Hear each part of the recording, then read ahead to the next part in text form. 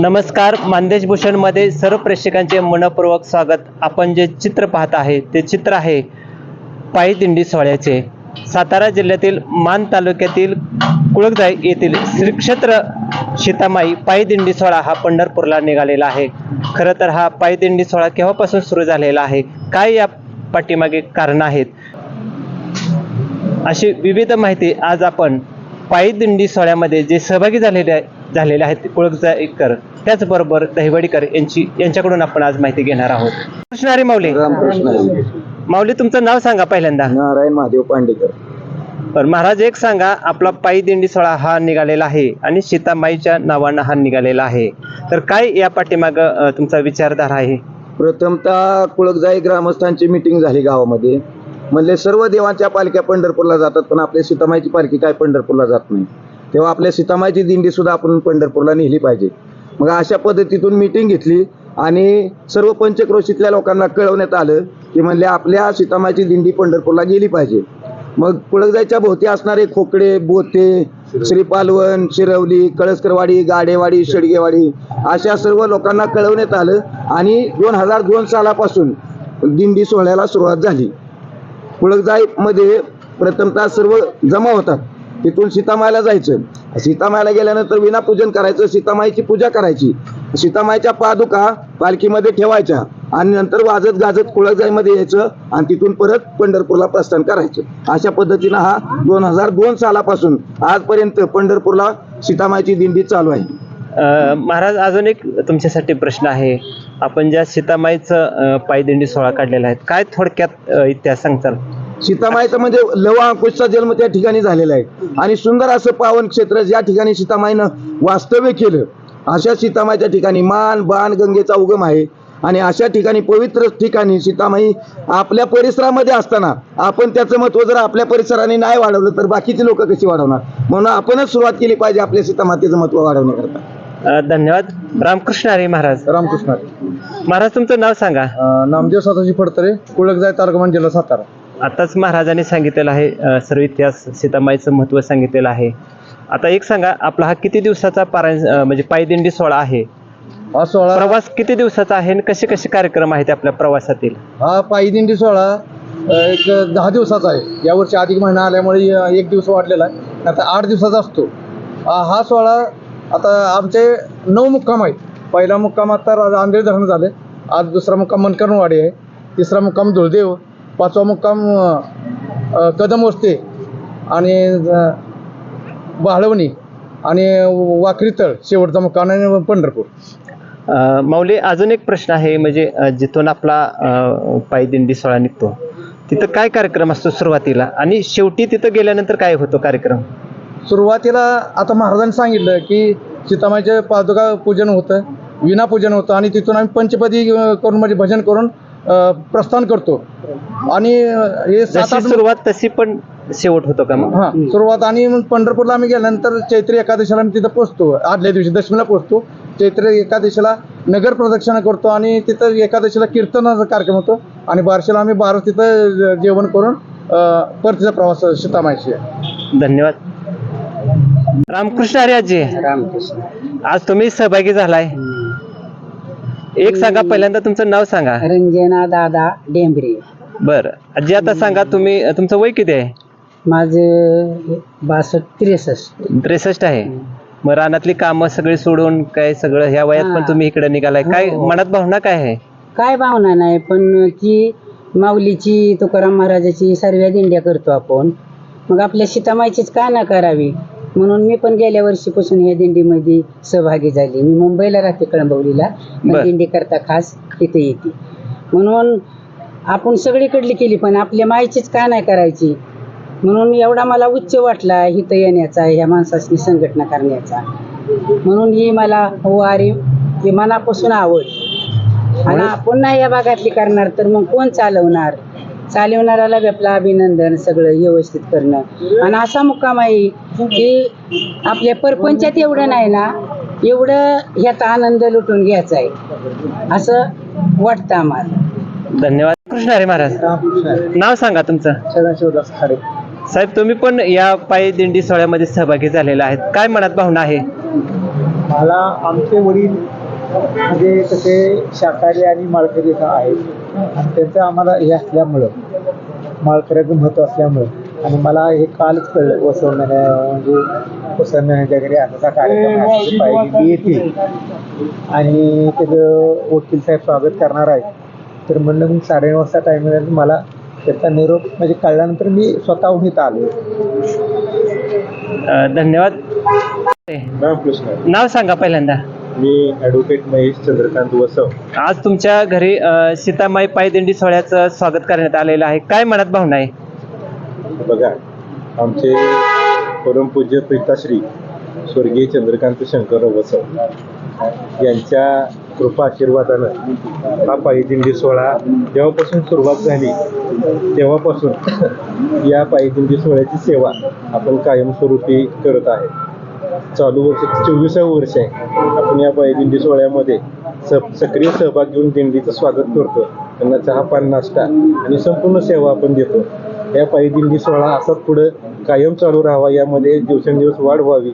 सीतामाईचं महत्त्व वाढवण्यासाठी या लोकांनी जे कष्ट घेतलेलं आहे त्यांचे सीतामाई कुठं त्यांना आशीर्वाद दिल्याशिवाय राहणार नाही. त्यामुळं या पायदिंडी सोहळ्याला मी आमच्या वसव कुटुंबाच्या वतीनं समस्त या ठिकाणी हजर सगळ्यांच्या वतीनं सर्वांचं स्वागत करतो आणि या पायदिंडी सोहळ्याला मी शुभेच्छा देतो.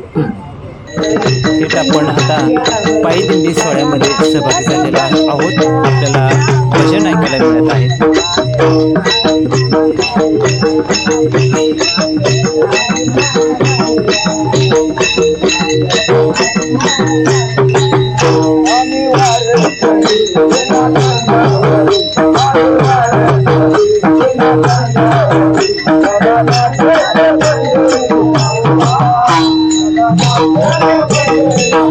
पायदिंडी सोहळ्यामध्ये सहभागी झालेले वारकरी नाचण्यामध्ये आणि अभंग गाण्यात तल्लीन झालेले दिसत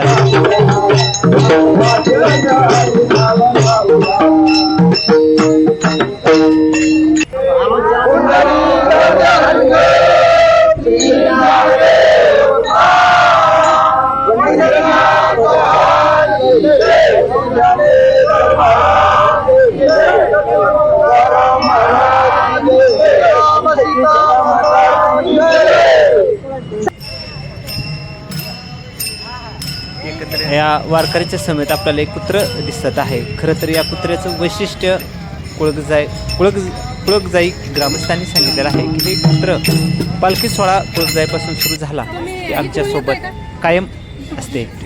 खरं तर या कुत्र्याचं वैशिष्ट्य आहे की जिथं वारकरी थांबतील तिथं नाश्ता, जेवण जिथं असेल तिथं जेवण आणि असं हा प्रवास पंढरपूरपर्यंत असतो. आणि पंढरपूरमध्ये गेल्यानंतर हे कुत्रं गायब होत असते आणि पुन्हा ज्यावेळेला दुसऱ्या वर्षी ज्यावेळेला पालखी सोहळा निघेल त्यावेळेला हे कुत्रं पुन्हा येत असते. आपण ॲडव्होकेट महेश वसव यांच्या घरी पायदिंडी सोहळा विसवलेला आहे. दृश्य पाहतोय ते स्वागत वारकऱ्यांचं केले जात आहे. ॲडव्होकेट महेश वसव यांच्या वतीनं वारकऱ्यांचं स्वागत केले जात आहे. आपण बघतोय ते दृश्य आहे. छगन खाडेसाहेब आहेत, ॲडव्होकेट महेश वसव आहेत आणि वसव आणि खाडे परिवारही आपल्याला या निमित्ताने दिसत आहे. दहिवडीतील महिलांनी पण यामध्ये सहभाग नोंदवलेला आहे. स्वागत केल्यानंतर अल्पोपहार देण्यात आलेला आहे वारकऱ्यांना. ॲडव्होकेट महेश वसव यांनी ही अनेक वर्षाची अर्थात वडिलांची परंपरा जोपासलेली आहे. महेश वसव नेहमीच सामाजिक उपक्रमात अग्रक्रमाने असतात. त्यापैकी हे एक उदाहरण आपण बघत आहे. कादरशा बाबा उत्सव ॲडव्होकेट महेश वसव करत आहेत. वडिलांची परंपरा त्यांनी पुढे चालू ठेवलेली आहे. विविध धार्मिक कार्यक्रमातही ॲडव्होकेट महेश वसव असतात. आपण दृश्य पाहतोय ॲडव्होकेट महेश वसव आणि छगन खाडेसाहेब वारकऱ्यांचं स्वागत करताना.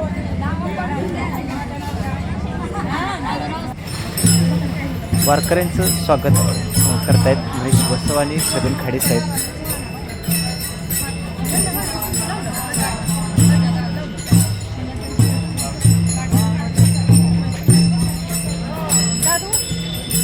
अनेक वर्षापासून वडील सीतामाई पायदिंडी सोहळ्याचं स्वागत करत होते. तीच परंपरा ॲडव्होकेट महेश वसव यांनी कायम ठेवलेली आहे. वडिलांचा कार्याची परंपरा त्यांनी पुढे चालू ठेवलेली आहे.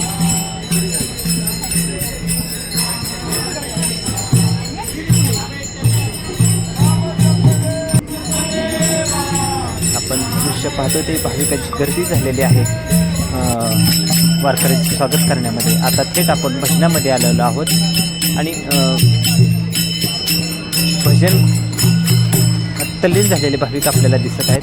पायी दिंडी सोहळ्यामध्ये सहभागी झालेले कुळकजाईकर ग्रामस्थ आणि परिसरातील ग्रामस्थ आहेत. खरं तर ही संकल्पना पायी दिंडी सोहळ्याची कशी निर्माण झाली या संदर्भात आपल्या मानदेश भूषणशी वारकरी बोललेले आहेत.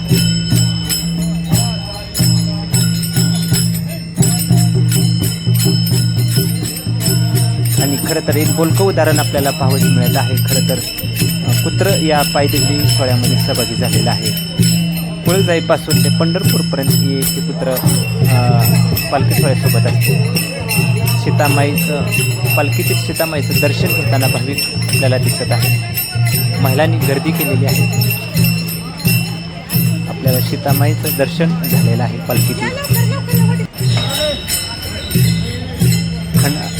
खंडा नारळानं ओटी भरलेली आहे सीतामाईची. खरं तर सीतामाईचा इतिहास आपल्या तालुक्याशी संबंधित आहे. हेही वारकऱ्यांनी मानदेश भूषणशी बोलताना सांगितलेलं आहे.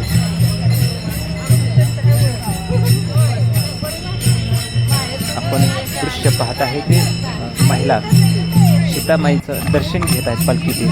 आपल्याला दर्शन पण सीतामाईचं झालेलं आहे. आणि अल्पोपहार झाल्यानंतर वारकरी पुन्हा त्यांच्या पुढील प्रवासाला निघालेले आहेत. आपल्याला कुत्र्याचं दर्शन सुद्धा झालेलं आहे, जे आपण वारंवार उल्लेख केलेला आहे कुत्र्याचा. कुत्र सुद्धा असं वारकऱ्यांच्या सोबत येत असते. वारकऱ्यांच्या समेत हे कुत्र्याचं दर्शन आपल्याला झालेलं आहे. खरंच माणसं वारी करतात, पण एक मुका प्राणी सुद्धा पायदिंडी सोहळ्यामध्ये सहभागी होत असल्याचं कौतुक खरं तर वारकऱ्यांनी मानदेश भूषणशी बोलताना केलेलं आहे. बिस्किट खरं तर त्या कुत्र्याला दिली जात आहेत. नामदेव फडतरे यांनी ते बिस्किट दिलेले आहेत. आपण दृश्य पाहतोय ते वारकरी समवेतला आहे. खरं तर सर्वत्र या कुत्र्यांचं कौतुक होत आहे, पण सर्वांचं लक्ष वेधून घेतलेलं आहे ते या कुत्र्याने.